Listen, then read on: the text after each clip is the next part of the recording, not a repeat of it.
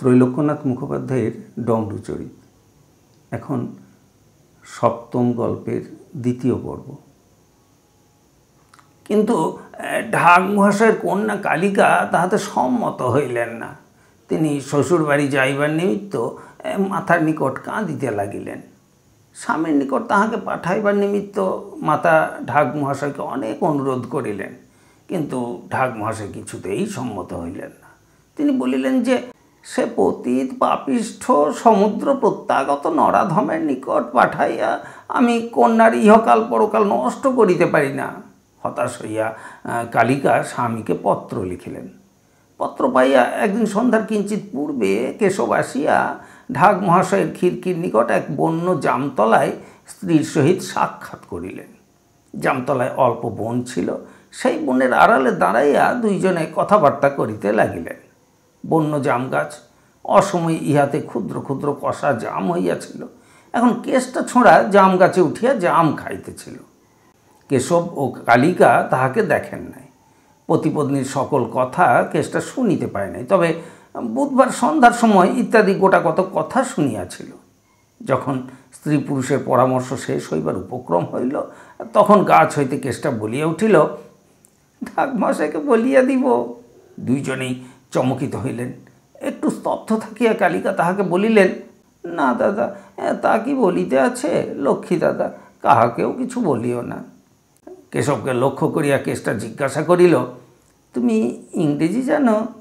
কেশব উত্তর করিলেন, হ্যাঁ, একটু আধটু জানি, বিএ পাস করিয়াছি। কেষ্টা বলিল, শীঘ্রই আমাদের পূজার ছুটি হইবে। পূজার সময় তুমি কি করিয়াছ, এই মর্মে মাস্টার আমাদিগকে একটা প্রবন্ধ লিখিতে দিবেন। আমার এত কাজ যে আমি লিখিতে অবসর পাইব না। তুমি যদি আমাকে লিখিয়া দাও, তাহা হইলে আমি বলিয়া দিব না। কেশব স্বীকার করিলেন। কেষ্টা তাহাকে 3 সত্য করিতে বলিল। কালিকাকেও সত্য করিতে হইল। তখন কেষ্টা গাছ হইতে নামিয়া চলিয়া গেল। কেশবও আপনার গ্রামে চলিয়া গেলেন। বুধবার সন্ধ্যার সময় এইরূপ 2-1টি কথা কেষ্টা সেদিন শুনিতে পাইয়াছিল। বুধবার সন্ধ্যাবেলা কেষ্টা ভাবিল, যাই গিয়া দেখি আজ তাহারা কি করে। এইরূপ মনে করিয়া সে সেই জাম গাছে উঠিয়া বসিয়া রহিল। সন্ধ্যার পূর্বে সে দেখিল যে কালিকা সরা ঢাকা এক নূতন হাঁড়ি লইয়া ঘর হইতে চুপি চুপি বাহির হইলেন। জামতলার বনের ভিতর হাঁড়িটি লুকাইয়া রাখিয়া প্রস্থান করিলেন। কালিকা চলিয়া গেলে কেষ্টা গাছ হইতে নামিল ও দেখিল যে হাঁড়ির মুখে সরাখানি কালিকা ময়দা দিয়ে আটিয়া দিয়াছেন, কিন্তু ময়দা কাঁচা ছিল। সরা একটু উঠাইয়া কেষ্টা দেখিল যে হাঁড়িটি সন্দেশে পরিপূর্ণ। কেশববাবু আসিয়া কালিকা দিদির সহিত সাক্ষাৎ করিয়াছেন, সেই কথা ঢাক মহাশয়কে বলিয়া দিব না, আমি এই অঙ্গীকার করিয়াছি। সন্দেশ খাইব না, আমি এরূপ অঙ্গীকার করি নাই, অতএব আমি এই সন্দেশগুলি খাইব। এরূপ মনে করিয়া কেষ্টা সন্দেশের হাঁড়ি লইয়া বন হইতে বাহির হইল। পথে দাঁড়াইয়া সে দেখিল যে সম্মুখ দিকে 2 জন গ্রামের লোক আসিতেছে। পশ্চাৎ দিকে চাহিয়া দেখিল যে প্রেম চাকি ধান বোঝাই গরুর গাড়ি লইয়া আসিতেছে। কেষ্টা ভাবিল যে উদর বোঝা বুদর ঘাড়ে দিই, তা না করিলে আমি ধরা পড়িব। এইরূপ মনে করিয়া সে সন্দেশের হাঁড়িটি গাড়িওয়ালাকে দিয়া বলিল, প্রেম খুড়ো, কালিকা দিদি আমাকে সন্দেশ দিয়াছেন, আমি একলা খাইব না, তোমাতে আমাতে 2 জনে খাইব। তুমি ঘোষেদের গঙ্গার ঘাটে গিয়া গাড়ি রাখো, একটু পরে আমি যাইতেছি। প্রেম চাকি সন্দেশের হাঁড়ি লইয়া গঙ্গার ঘাটে চলিল। কেষ্টাও অন্য পথ দিয়া সেই দিকে চলিল। প্রেমচাকি ঘাটে উপস্থিত হইয়া হাঁড়িটি একটু খুঁটিয়া দেখিল যে সন্দেশে পরিপূর্ণ। সে ভাবিল যে আমার ছেলেদের জন্য সন্দেশ লইয়া যাইব, কেষ্টাকে ভাগ দিব না। কিন্তু এই সময় দেখিল যে দূরে কেষ্টা আসিতেছে। তাড়াতাড়ি হাঁড়িটির মুখ পুনরায় বন্ধ করিল। গাড়ি হইতে একটি ঝুড়ি লইয়া হাঁড়িটি ঝুড়ি চাপা দিয়া তাহার উপরে সে বসিয়া রহিল। কেষ্টা আসিয়া সন্দেশের ভাগ চাহিল। প্রেমচাকি বলিল, আমার ক্ষুধা পাইয়াছিল, মুখে সন্দেশ ভালো লাগিল, আমি সব সন্দেশ খাইয়া ফেলিয়াছি। 2 জনে ঝগড়া বাঁধিয়া গেল। এমন সময় কেষ্টা দেখিল যে দূরে গজরাজ আসিতেছে। তাহাকে দেখিয়া কেষ্টা সে স্থান হইতে প্রস্থান করিল। এদিকে কালিকার মন সুস্থির নাই। জামতলায় সন্দেশের হাঁড়ি ঠিক আছে কিনা তাহা দেখিবার নিমিত্ত তিনি আরেকবার বনের নিকট গমন করিলেন। সে স্থানে গিয়া দেখিলেন যে বনের ভিতর সন্দেশের হাঁড়ি নাই। কালিকা কাঁদিয়া উঠিলেন। আমার হাঁড়ি কে লইয়া গিয়াছে, এই বলিয়া ক্রমাগত কাঁদিতে লাগিলেন।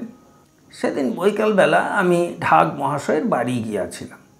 ঢাক মহাশয় বলিয়াছিলেন যে আমি বিপদে পড়িতেছি, মা দুর্গা আমাকে রক্ষা করিতেছেন না, অতএব আর আমি মা দুর্গার পূজা করিব না। কথা শুনিয়া আমি থাকিতে পারিলাম না। আমি তাহাকে বুঝাইতে যাইলাম। আমি বলিলাম যে মা দুর্গা পরম দয়াময়ী, যাহা হইবার তাহা হইয়া গিয়াছে, ভক্তিভাবে ঘটা করিয়া দুর্গোৎসব করুন। তাহা হইলে আমাকেও যেরূপ তিনি নানা বিপদ হইতে রক্ষা করেন, আপনাকেও তিনি সেই রূপ নানা বিপদ হইতে রক্ষা করিবেন। কিন্তু প্রথম তিনি আমার কথায় কিছুতেই সম্মত হইলেন না। তারপর যখন আমি বলিলাম যে পূজা বন্ধ করিলে শিষ্য সেবক যে বার্ষিক প্রদান করে তাহার কি হইবে, তখন তিনি পূজা করিতে সম্মত হইলেন। আমাদের দুইজনে এইরূপ কথাবার্তা হইতেছে, এমন সময় কালিকার কান্নার শব্দ আমাদের কানে প্রবেশ করিল। আমরা সেই স্থানে গিয়া জিজ্ঞাসা করিলাম, কি হইয়াছে? কালিকা উত্তর করিলেন যে আমাদের সন্দেশের হাঁড়িকে লইয়া গিয়াছে। আমি বললাম, গোটাগত সন্দেশের জন্য এত কান্না কেন? ঢাক মশাই তোমাকে অনেক সন্দেশ কিনিয়া দিবেন। ক্রমে ক্রমে সকল কথা প্রকাশ পাইল। পিতার অগোচরে কালিকা ঘর হইতে পলায়ন করিবেন, স্বামীর সহিত এইরূপ পরামর্শ করিয়াছিলেন। বুধবার সন্ধ্যাবেলা কেশব ঘোড়ার গাড়িতে আসিয়া কাটিগঙ্গার ঘাটের নিকট লুক্কায়িত থাকিবেন। একটু অন্ধকার হইলে কালিকা ভুলুকে লইয়া সেই স্থানে গমন করিবেন। তাহার ঘোড়ার গাড়িতে রেল স্টেশন যাইবেন। সে স্থান হইতে রেলগাড়িতে কেশব স্ত্রীপুত্র লইয়া আপনার গ্রামে গমন করিবেন। বাক্স লইয়া গেলে পাছে কেহ জানিতে পারে, সেই জন্য কালিকা আপনার গহনাগুলি হাঁড়িতে রাখিয়া তাহার উপর সন্দেশ চাপা দিয়া বনে রাখিয়াছিলেন। যাইবার সময় লইয়া যাইবেন, এইরূপ মানস করিয়াছিলেন। যখন এইসব কথা প্রকাশ হইল, তখন একটা হুলস্থুল পড়িয়া গেল। কে সে হাঁড়ি লইয়া গেল তাহার অনুসন্ধান হইতে লাগিল। দুইজন গ্রামের লোক বলিল যে সন্ধ্যার সময় তাহারা জাম গাছের নিকট দিয়ে যাইতেছিল, এই প্রেম চাকি গরুর গাড়ি লইয়া সেই পথ দিয়ে আসিতেছিল। কেষ্টা তাহাকে একটা হাঁড়ি দিল, ইহা তাহারা দেখিয়াছে। তৎক্ষণাৎ একজন লোক প্রেম চাকির বাড়িতে দৌড়িল, আর একজন লোক কেষ্টার বাড়িতে গেল। আমার চাকর গজরাজকে আমি গঙ্গার ঘাটে পাঠাইলাম। আমি তাহাকে আদেশ করিলাম যে সেই স্থানে যদি তুমি প্রেম চাকিকে দেখিতে পাও, তাহা হইলে গাড়ি শুদ্ধ তাহাকে ধরিয়া আনিবে। গজরাজ তাহাই করিল। প্রেম চাকির গাড়ি আমরা অনুসন্ধান করিয়া দেখিলাম, হাঁড়ি পাইলাম না। কিন্তু যখন সে শুনিল যে হাঁড়িতে কেবল সন্দেশ ছিল না, তাহার ভিতর অনেক গহনা ছিল, তখন সে বলিল যে স্থানে সে গাড়ি রাখিয়াছিল তাহার নিম্নে ভূমিতে ঝুড়ি চাপা সেই হাঁড়ি আছে। তখন আমরা সকলেই গঙ্গার ঘাটের দিকে দৌড়াইলাম। এদিকে সন্ধ্যার সময় কেশব রেল স্টেশন হইতে ঘোড়ার গাড়ি করিয়া কাটিগঙ্গার ঘাটে আসিয়া উপস্থিত হইলেন। একটু দূরে ঘোড়ার গাড়ি রাখিয়া তিনি ঘাটের নিকট গমন করিলেন। তখনও সে স্থানে কালিকা ও ভুলু আসে নাই, কিন্তু দেখিলেন যে একটা ঝুড়ি উপর হইয়া রহিয়াছে। ঝুড়িটি তুলিয়া দেখিলেন যে নিম্নে একটি হাঁড়ি রহিয়াছে, হাঁড়ির ভিতর সন্দেশ। কেশব মনে করলেন যে গাড়িতে ভুলু খাইবে, সেই জন্য কালিকা এই সন্দেশগুলি কাহারও হাতে গোপনে পাঠাইয়া দিয়াছেন। হাঁড়িটা কোলে লইয়া তিনি কালিকা ও ভুলুর জন্য অপেক্ষা করিতে লাগিলেন। অল্পক্ষণ পরে কেশব দেখিলেন যে কিছু দূরে অনেক লোক ঘাটের দিকে আসিতেছে। ব্যাপারটা কি জানিবার নিমিত্ত তিনি অন্য পথে দ্রুত বেগে ঢাক মহাশয়ের বাড়ির দিকে গমন করিলেন। সে স্থানে উপস্থিত হইয়া কাহাকেও দেখিতে পাইলেন না। গোয়ালের কোণে হাঁড়িটি রাখিয়া তিনি গোয়ালের পশ্চাতে লুকাইয়া রহিলেন। সকলে গঙ্গার ঘাটে গিয়া ঝুড়ি দেখিতে পাইল, কিন্তু ঝুড়ি তুলিয়া দেখিল যে তাহার নিম্নে হাঁড়ি নাই। হতাশ হইয়া সকলে ঢাক মহাশয়ের বাড়িতে ফিরিয়া আসিল। ক্রমে বিলক্ষণ একটা জনতা হইয়াছিল। কালিকাও সকলের সঙ্গে ঘাটে গিয়াছিলেন। ফিরিয়া আসিবার সময় তিনি একটু পশ্চাতে পড়িয়াছিলেন। তাহাকে দেখিয়া কেশব লুক্কায়িত স্থান হইতে বাহির হইয়া গোলমালের কারণ জিজ্ঞাসা করিলেন। কালিকার মুখে সকল বিবরণ শ্রবণ করিয়া তিনি বলিলেন, কেন, হাঁড়ি আমি লইয়া আসিয়াছি, গোয়ালের কোণে তাহা আমি রাখিয়া দিয়াছি। আহ্লাদিত হইয়া কালিকা আলোক লইয়া মাতা পিতার সঙ্গে গোয়ালে প্রবেশ করিলেন। আতিপাতি করিয়া গোয়ালের সকল কোণ, গোয়ালের সকল স্থান অন্বেষণ করিলেন, কিন্তু হাঁড়ি দেখিতে পাইলেন না। কালিকা পুনরায় কাঁদিতে আরম্ভ করিলেন। তখন বিন্দি নামক ঢাক মহাশয়ের ঝি বলিল যে সে প্রতিদিন সকলের পাতের খাবার কুড়াইয়া তাহার বঞ্ঝির নিমিত্ত গোয়ালের কোণে রাখিয়া দেয়। সন্ধ্যাবেলা তাহার বঞ্ঝি লইয়া যায়, সে হয়তো হাঁড়ি লইয়া গিয়াছে। বিন্দির বঞ্ঝিকে খুঁজিতে লোক দৌড়িল। সে অধিক দূর যায় নাই, হাঁড়ির সহিত সকলেই তাহাকে ধরিয়া আনিল। ব্যস্ত হইয়া কালিকা হাঁড়ি খুলিয়া দেখিলেন। হরি হরি, তিনি দেখিলেন যে সন্দেশের নিম্নে তিনি যেভাবে গহনাগুলি সাজাইয়া রাখিয়াছিলেন সেই রূপ রহিয়াছে। হাঁড়ি লইয়া আনন্দে তিনি মাতা ও ভুলুর সহিত দোতলায় আপনার ঘরে গমন করিলেন। কেশব আর লুক্কায়িত হন নাই। ভিড়ের অন্য লোকের সহিত দাঁড়াইয়া তিনি সমুদয় ঘটনা দেখিতেছিলেন। ঢাক মহাশয়ের দৃষ্টি তাহার উপর পড়িল। ক্রোধে প্রজ্বলিত হইয়া তিনি তাহাকে গালি দিতে লাগিলেন। তিনি বলিলেন, দূর দূর হ, দূর হ, বগদাদি মোল্লা আসিয়া আজ আমার হিন্দু ধর্ম নষ্ট করিল। এরূপ বলিতে বলিতে তাহার রাগ দাবানলের ন্যায় আরও জ্বলিয়া উঠিল। কেশবকে তিনি এক পাটি জুতা ছুঁড়িয়া মারিলেন। কেশব ধীরে ধীরে বলিলেন, আপনি আমার পিতৃস্থানীয় গুরুজন, আমি প্রত্যুত্তর করিব না। 4 দিন পরে আপনার কন্যাকে ও আমার পুত্রকে আমি লইতে পাঠাইয়া দিবেন, না পাঠাইলে আপনাকে অনুতাপ করিতে হইবে। এই কথা বলিয়া কেশব চলিয়া গেলেন। কেশব তখনও বাড়ির বাহির হন নাই। এমন সময় ঢাক মহাশয়ের সম্মুখে মাথায় পাগড়ি, বুক পর্যন্ত দাড়ি, ইজের পড়া প্রকাণ্ড এক জিন আসিয়া দাঁড়াইল। জিন ঠিক দৈত্য নহে। আমাদের দেশে যেরূপ যক্ষ, রক্ষ, অপ্সরা, কিন্নর, গন্ধর্ব আছে, বগদাদ অঞ্চলে সেইরূপ জিন নামক এক প্রকার ভৌতিক বায়বীয় জীব আছে। জিনকে দেখিয়া সকলে ভয়ে রুদ্ধশ্বাসে পলায়ন করিল। কেবল আমি ডমরুধর ভয় পাইলাম না। অনেক ভূত প্রেতের সহিত আমি কারবার করিয়াছি। ঢাক মহাশয়ের নিকট আমি গট হইয়া বসিয়া রহিলাম। জিনটির কথা আমি এইরূপ শুনিলাম। একদিন কেশব ছিপ ফেলিয়া টাইগ্রিস নদীতে মাছ ধরিতেছিলেন। হঠাৎ তাহার বড়শিতে কি লাগিয়া গেল। সাবধানে উপরে তুলিয়া দেখিলেন যে তাহা এক তাম্র নির্মিত হাঁড়ি। তামার ঢাকন দ্বারা হাঁড়ির মুখ বন্ধ। সেই ঢাকনের উপর হিজিবিজি লেখা আছে ও তাহার উপর শিলমোহর আছে। হাঁড়ির ভাব দেখিয়া তাহার আরব্য উপন্যাস বর্ণিত ধীবরের কথা স্মরণ হইল। তিনি ভাবিলেন যে ঢাকন খুলিলে হয়তো হাঁড়ির ভিতর হইতে প্রথম ধূম বাহির হইবে, তাহার পর সেই ধূম জিনের আকার ধারণ করিবে, তাহার পর জিন আমাকে বধ করিতে চাহিবে। এই ভয়ে তিনি 3 দিন হাঁড়ির ঢাকন খুলিলেন না। 3 দিন পরে হাঁড়ির ঢাকন খুলিবার ইচ্ছা তাহার মনে অতিশয় প্রবল হইল। ছুরি দিয়া অতি কষ্টে তিনি ঢাকন খুলিলেন। তাহার পর যে ভয় করিয়াছিলেন তাহাই হইল। হাঁড়ি হইতে প্রথম ধূম বাহির হইল। ধূম গাঢ় হইয়া প্রকাণ্ড জিনে পরিণত হইল। কেশব ঘোরতর ভীত হইলেন। কিন্তু জিন তাহাকে আশ্বাস প্রদান করিয়া জিজ্ঞাসা করিল, আলাদিন কোথায়? প্রদীপের সে জিন কোথায়? আলাদিনের নিমিত্ত মণিমুক্তা খচিত অট্টালিকা প্রস্তুত করিতে প্রদীপের জিন আমাকে নিযুক্ত করিয়াছিল। মজুরি হিসাবে তাহার নিকট আমার 1,000 দিনার বা টাকা পাওনা আছে। সেই কথা লইয়া তাহার সহিত আমার বিবাদ হইয়াছিল। সেজন্য প্রদীপের জিন আমাকে তামার হাঁড়িতে বন্ধ করিয়া শিলমোহর করিয়া টাইগ্রিস নদীতে নিক্ষেপ করিয়াছিল। এখন তাহার নিকট হইতে আমি আমার টাকা আদায় করিব। কেশব বলিলেন, আমি বিদেশি লোক। আরব্য উপন্যাসের সেই আলাদিন কোথায়, তাহার সে প্রদীপের জিন কোথায়, তাহা আমি জানি না। জিন বলিল, আমি আলাদিনকে ও প্রদীপের জিনকে খুঁজিয়া বাহির করিব, কিন্তু প্রথম আমি তোমার উপকার করিব, কারণ তুমি আমাকে জল হইতে তুলিয়াছ, হাঁড়ি হইতে বাহির করিয়াছ। তোমার সহিত তোমার দেশে আমি যাইব, নানা বিপদ হইতে তোমাকে আমি রক্ষা করিব, তাহার পর তোমাকে লইয়া এ দেশে পুনরায় ফিরিয়া আসিব। সেই 1000 দিনার আদায় করিয়া তোমাকে আমি দিব। এসবের সহিত জিন সেই জন্য বঙ্গদেশে আসিয়াছে। জিন ঢাক মহাশয়ের দিকে ভয়ঙ্কর কোপ দৃষ্টি নিক্ষেপ করিতে লাগিল। তাহার চক্ষু 2টি হইতে অগ্নিস্ফুলিঙ্গ বৃষ্টি হইতে লাগিল। অবশেষে সে বলিল, নরাধম কাফের, তুই আমার বন্ধুকে অপমান করিয়াছিস। এক চক্ষুখানা দামড়া গরুর আকৃতি ধারণ কর। তৎক্ষণাৎ ঢাক মহাশয় এক চক্ষুহীন দামড়া গরু হইয়া গেলেন। সেই মুহূর্তে জিন অদৃশ্য হইয়া গেল। ঘোর বিপদ দেখিয়া আমি দৌড়িয়া গিয়া পথে কেশবকে ধরিলাম।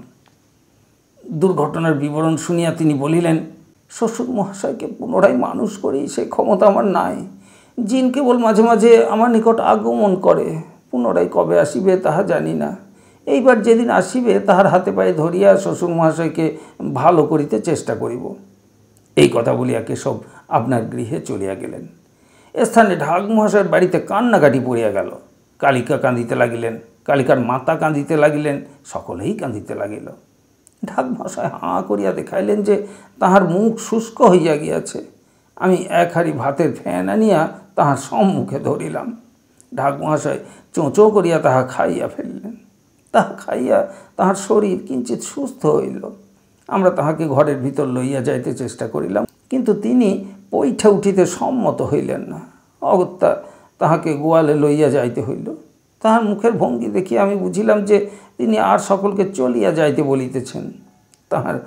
তাহার চক্ষু দিয়া দরদর ধারায় অশ্রুপাত হইতে লাগিল। আমি তাহাকে আশ্বাস দিয়া বলিলাম, কিছু ভয় নাই, পুনরায় আপনি মনুষ্য শরীর পাইবেন। আর যতদিন না পুনরায় আপনার মনুষ্য শরীর হয় ততদিন আপনাকে আমি ছাড়িয়া যাইব না। রাত্রি 9টার সময় আমি নিজ হাতে খড় কাটিয়া তাহাকে জাপ দিলাম। তাহার পর গোয়ালের দেয়াল ঠেস দিয়া বসিয়া আমি ক্রমাগত মা দুর্গাকে ডাকিতে লাগিলাম।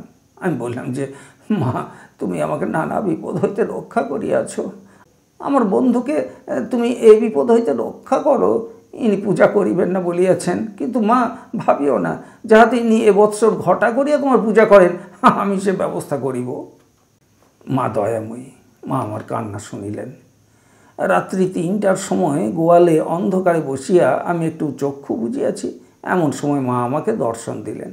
মা বলিলেন, ডমরুধর, তুমি আমার বরপুত্র, কিন্তু ভয় নাই, সরস্বতীর কৃপায় তোমার মুখ হইতে জিলেট মন্ত্র বাহির হইয়াছিল।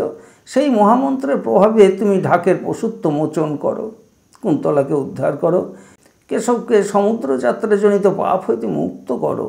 সমুদ্রযাত্রা তো সামান্য কথা, জিলেট মন্ত্র প্রভাবে মানুষের সকল পাপ দূর হয়। এই মহামন্ত্রের মহিমা অপার। জিলেট জিলেকি সিলেমেল কিলেকিট কিলেকিস। এইরূপ উপদেশ দিয়া মা অন্তর্ধান হইলেন। প্রাতকালে উঠিয়া আমি প্রথমে স্নান করিলাম। শুচি হইয়া গোয়ালে প্রবেশ করিয়া এক চক্ষুহীন দামরা গরুর অর্থাৎ ঢাক মহাশয়ের গায়ে হাত বুলাইয়া আমি জিলেট মন্ত্র পাঠ করিতে লাগিলাম। জিলেট জিলেকি সিলেমেল কিলেকিট কিলেকিস। 7 বার এই মহামন্ত্র পাঠ করিতেই ঢাক মহাশয়ের দামরা রূপ ঘুচিয়া পুনরায় মনুষ্য রূপ হইল।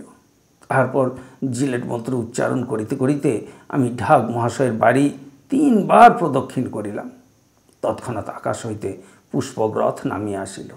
সেই রথে চড়িয়া কুন্তলা স্বর্গে গমন করিলেন। জিলেট মন্ত্রের এমনি প্রভাব। জিলেট জিলেকি সিলেমেল কিলেকিট কিলেকিস। ঢাক মহাশয়ের পুনরায় মা দুর্গার প্রতি অসীম ভক্তি হইল। তিনি প্রতিমা গঠনের নিমিত্ত আদেশ করিলেন ও মহা সমারোহে পূজার আয়োজন করিতে লাগিলেন। জিলেট জিলেকি সিলেমেল কিলেকিট কিলেকিস। জামাতা কেশবকে তিনি ডাকিতে পাঠাইলেন। জিলেট মন্ত্রে তাহার গায়ে হাত বুলায় আমি তাহাকে সকল পাপ হইতে মুক্ত করিলাম। শ্বশুর জামাতার অক্ষুণ্ণ অপরিসীম স্নেহ মমতা ও সদ্ভাব হইল। জিলেট জিলেকি সিলেমেল কিলেকিট কিলেকিস। 2-4 দিন পরে জিন আসিয়া উপস্থিত হইল। সে বলিল, এই যে ডমরু মহাশয়, মনুষ্য মধ্যে ইনি রত্ন বিশেষ, ইনি জিলেট মন্ত্র প্রাপ্ত হইয়াছেন। সেই মহামন্ত্র বলে ইনি না পারেন এমন কাজ নাই। আজ রাত্রিতে ইহাকে সাহারজাদি দিনারজাদির নাচ দেখাইব। পুস্তকে লেখা আছে যে সাহারজাদি গল্প বলিয়া বাদশাকে বশ করিয়াছিলেন, সে মিথ্যা কথা। 2 ভগিনীর নাচ দেখিয়া বাদশাহ বশ হইয়াছিলেন। সেই রাত্রি আমি পুনরায় ঢাক মহাশয়ের বাটি গমন করিলাম। রাত্রি 9টার সময় 2 জন পরমা সুন্দরী রমণীর সহিত জিন আসিয়া উপস্থিত হইল। সেই 2টি রমণী আমাদের সম্মুখে নানা ভাবভঙ্গি করিয়া নাচিতে লাগিল।